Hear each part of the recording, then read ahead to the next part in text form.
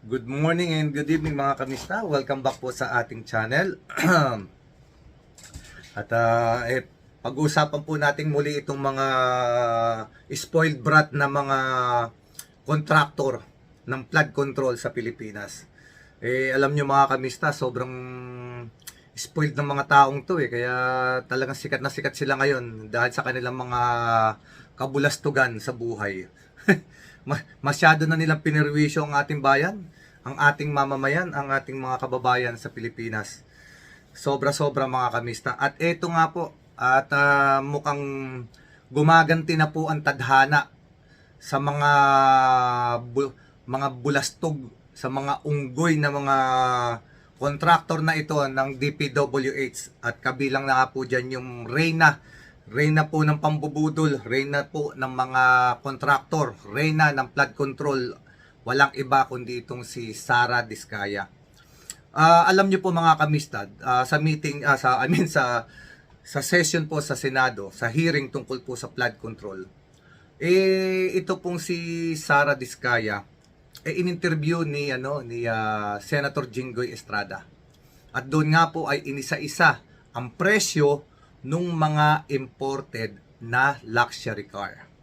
At doon po ay tinanong siya mismo ni Senator Jinggoy Estrada kung paano raw po niya ito nabili at saan daw po niya binili, sino raw po ang kanyang mga broker.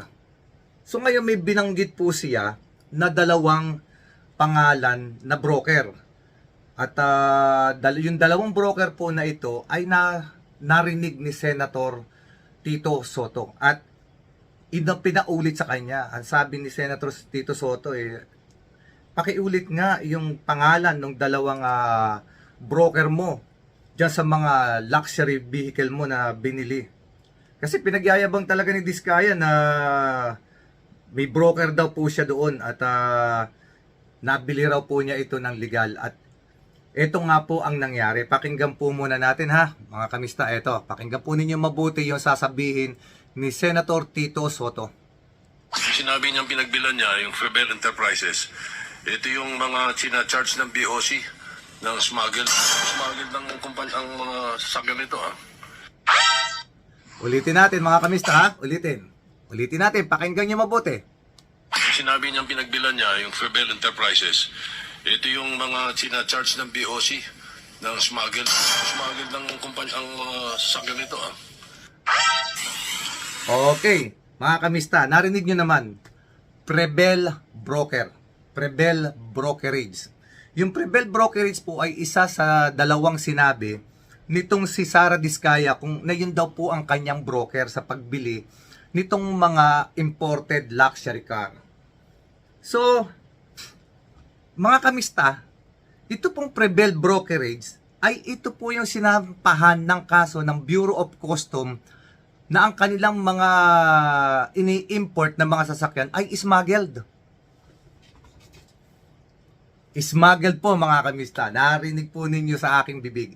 Smuggled ang mga sasakyan na binebenta nitong Prebel Brokerage. Kaya po itong Prebel Brokerage ay idinimanda rin po ito ng Bureau of Customs. May kaso po itong Prebel Brokerage na ito sa Bureau of Customs.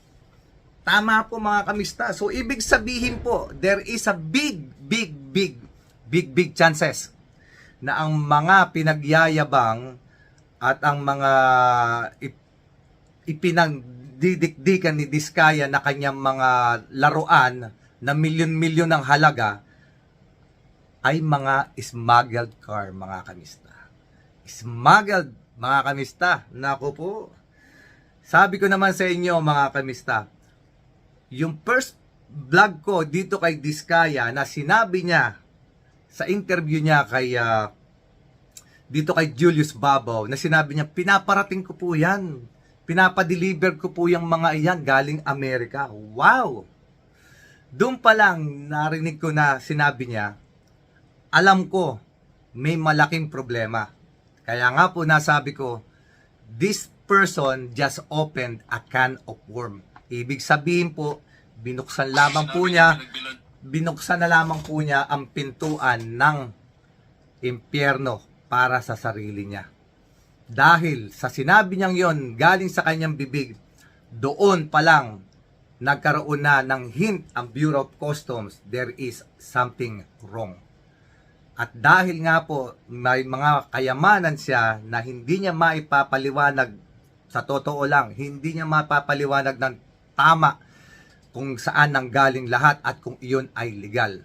So, marami pong kakaharapin na problema itong si Reyna ng Kayabangan, itong Reyna ng flood control na si Sara Diskaya, mga kamista. So, dito pa lang makakaganti rin tayo. Makakaganti rin tayo, mga kamista, sa kawalang hiyaan ng babaeng to. Buong angkan niya po, sigurado yan. Buong angkan ni Diskaya, yung asawa niya, silang dalawa. At yung mga anak ay maaaring madamay, hindi dahil sa madidimanda, kundi sa kahihiyan, mga kamista. Kahihiyan po ang aabutin ng mga bata na anak nitong Diskaya. Dahil, siyempre, mabubuli yan. Mayayaman din ang mga classmate niya, siyempre. At sa eskwelahan, wag naman sana kawawa yung mga bata. Dahil talagang yung mga bata na anak ni Diskaya, magiging tampulan ng tuksuhan at maaari pang magkaroon ng psychological effect ito sa kanilang pamilya. Which is, hindi mo masisisi sa mga tao na gagawa sa kanila. Dahil ang may kasalanan talaga nito ay yung kanilang mga magulang. Itong Diskaya family na kung hindi dahil sa kanyang kayabangan, kahibangan, kabulastugan, ay hindi sana sila mabubunyag ngayon kung hindi siya naghangad na maging mayor ng Pasig. Dahil diyan po nagsimula ang lahat para sa kanilang ambisyon. Bukod sa problema nila sa flood control, sa DPWH, ang isa sa pinakamalaking magiging problema niya ngayon ay si Mayor Vico Sotto. Dahil, eto pa mga kamista, nagpahayag na rin po si Mayor Vico Sotto na siya ay handang tumistigo. Ay handang tumistigo dito sa mga kumpanya ni Sara Diskaya. Bakit? Kasi mayor siya eh. Alam niya, nandoon ang business nitong si Diskaya.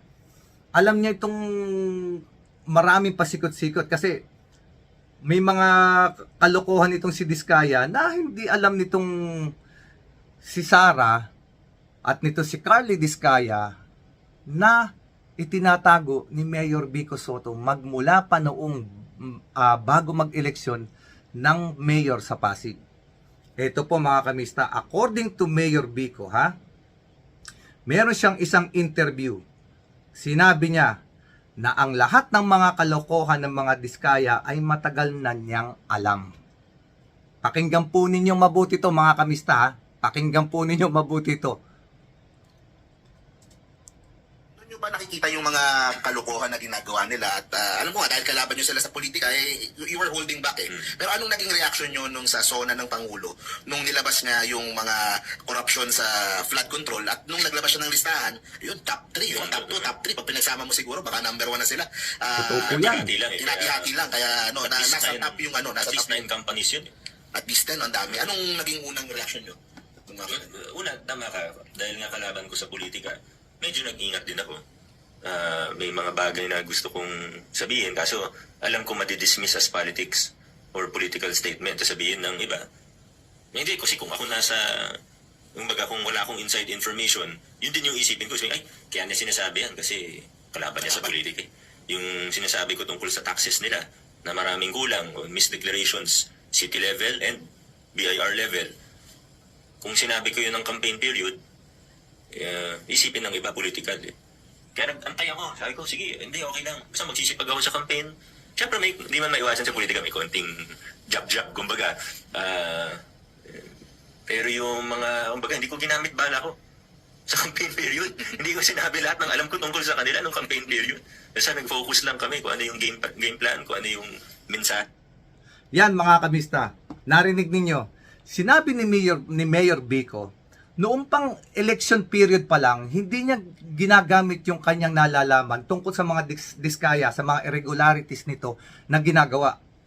na magmula sa local level hanggang sa national level ay hindi pala nagsasubmit ng tamang taxes itong pamilya Diskaya sa kanilang mga company. Hindi raw niya ito ginamit para siraan ng Diskaya ng panahon ng eleksyon kahit alam niyang totoo yan. Dahil pag panahon ng eleksyon, sasabihin lamang ng mga Diskaya na politika lang ho yan, kaya niya kami sinisiraan. That is all about politics. So masisira yung impormasyon na hawak niya na alam naman niyang may katotohanan. Mababaliwala yun sa opinion ng mga tao dahil politika election time. So ito, mababaliwala lamang pag pinakawalan niyang bigla doon sa election time. Dahil pag sinabi, niribat ito ng Diskaya ni Sara, kaya lang niya sinasabi sa akin yan dahil panahon ng eleksyon, sinisiraan niya ako dahil alam niya, malakas ako. Kaya sinabi niya, hindi ako nagbabayad ng tamang taxes. So, maiisip ng tao, politika nga lang. So, ang problema kay Sara Diskaya, hindi niya nabasa ang kalaban niya na itong si Mayor Vico ay isang strategist, isang mayor o isang tao na nag-strategize sa lahat ng kanyang mga binibitawan. And he made sure na meron siyang resibo. At dahil nga po doon, sa sinabi ni Mayor Vico na ito, may panibagong pasabog si Mayor Vico ngayong araw na ito, September 3. Narito po, ha? Ito po ay nabasa ko lamang ang news. Itong sa mga Diskaya, nun nyo ba Ito po yan. So, basahin natin ha. Lumabas po ito sa Abante Radio. Ito po yung may lamang, babasahin ko lang po yung pinakabuod ng kanyang statement.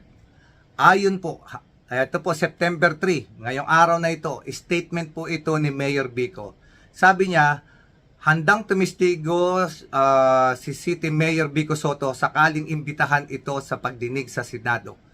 Ito ang inihayag mismo ni Mayor Soto nitong Miyerkules, September 3, kaugnay sa investigasyon ng Blue Ribbon Committee ng Senado na umano'y maanomalyang flood control project ng pamilya Diskaya. Ayon kay Soto, bagamat hindi niya gusto, pupunta siya sa Senado kung ipapatawag siya para magbigay ng kanyang testimonya. Okay, mga kamista. Every information na makakatulong sa Senate Blue Ribbon Committee, especially from a person like Mayor Vico Soto, as a mayor, he knows, and those senator na nag-i-investigate, alam nila na itong si Vico Soto ay mayroong access sa local information ng Pasig, which is malalaman niya at maisasubmit ni Mayor Vico ang mga impormasyon kung ito bang si Sara Diskaya o lahat ng kumpanya ni Sara Diskaya at ni Carly Diskaya na nasa Pasig nakabase ay nagbabayad ba ng tamang buwis sa lokal na pamahalaan, at ito bang kumpanyang lahat na ito na siyam na kumpanya ni Sara at Carly Diskaya ay nagbabayad din ng tamang buwis sa national level. Mga kamista, isipin nyo na lang mabuti. Sa tingin nyo ba nakakaganti na tayo? Sa tingin nyo ba unti-unti na tayo nakakaganti sa kawalang hiyaan? Sabihin na natin kahayupan ng pamilyang ito. Hindi lang naman ng pamilyang ito, ng pamilyang nitong mag-asawang ito pala. I'm so sorry, wag nating lahatin kasi pag sinabi natin pamilya, hindi naman lahat yan may kinalaman sa kalokohan ng dalawa. Itong mag-asawang Diskaya, si Carly at Sara Diskaya, may pagka, talaga to may pagkasalamangkero. At hindi lamang naman po sila, gayon din po yung kasama pa nilang mga kontraktor at mga kasabwat nila sa DPWH. Lahat po sila, unti-unti na po tayong nakakaganti. Nakakaganti na po tayo sa paraan na nabubunyag lahat ng mga kanilang mga kabulastugan, mga kawalang hiyaan. Mga kamista, dito pa lamang, umpisa pa lamang, yung mga sasakyan niya, kinuha na minarkahan na ng Bureau of Custom at yung pong mga nawawala na luxury katulad ng Rolls Royce, yung mga yung Tundra at ilang sasakyan ay bumalik naman na po sa garahe uli ng mga diskaya. At ang kanilang palusot ay may mga ano raw ito, may mga regular maintenance lang matapos lang mabunyag sa napag-usapan sa loob na isang araw. 12 ba o 9 na sasakyan yata yun. Bigla-bigla, sabay-sabay may maintenance. Hindi lang sila nakalusot mga kamista. Dahil ang nangyari, winarningan silang lahat ni Bureau of Customs Commissioner na kung sino man ang tumutulong sa mga diskaya na nagtatago na sasakyan ay mananagot din. Kung sino man ang nag-volunteer o tumulong sa kanilang itago ang mga sasakyan na iyon, ay mananagot din sa batas. Kaya po, kinahapunan, gabi, alas 7 ng gabi, bigla pong nagbalikan isa-isa yung mga sasakyan sa garahe ng mga diskaya sa Pasig. Kaya po, lahat ng sasakyan ay nakamark na po, nilagyan na ng sticker na iyon ay under investigation na ng Bureau of Customs at ang bahay po ay binabantayan din po ng Bureau of Customs at ng Philippine Coast Guard na hindi na nila pwedeng ilabas ang mga sasakyan na iyon na lahat ng naka-under investigations. So, bukod pa roon, meron na nga po lumabas ayon kay Tito Soto, itong kanilang broker ay isang smuggler at may kaso rin sa Bureau of Customs. At bukod pa rin po doon mga kamista, si Mayor Vico Soto ay handa na rin pong tumistigo laban sa mga kalokohan na ginagawa ng mag-asawang Sara at Carly Diskaya. So mga kamista, nakikita ko na meron na tayong unti-unting pag-usat at nakakaganti na tayo unti-unti. Manood po kayo ng hearing, tignan nyo po kung ano itsura ni Sara Diskaya. Stress na stress po siya. Stress na stress po ang kanyang muka. Hindi niya akalain na yung kanyang kadaldalan at yung kanyang kayabangan na bumili siya ng Rolls Royce dahil sa payong ay magbubunga ng ganitong masasabi natin parang bumabagsak at gumugulong ang mundo na dumadagan sa kanilang mag-asawa sa mga panahong ito. Sa tingin ko, hindi po nakakatulog yan. Sino ang makakatulog ba naman?